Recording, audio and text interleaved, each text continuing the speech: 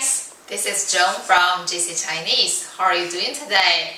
From this video, let's talk about how to see some popular fruit and vegetables.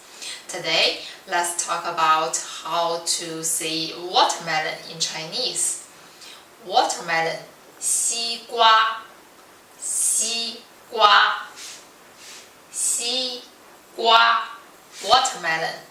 Now, please follow me and let's write those two Chinese characters together.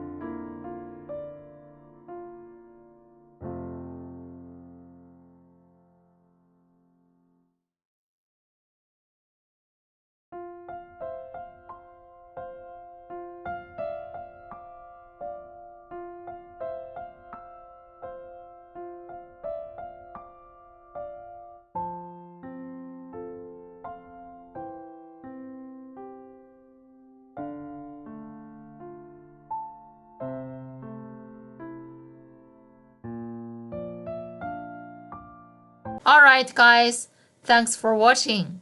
If you like our videos, please give us a thumbs up and hit subscribe below. Thanks again. 感谢观看。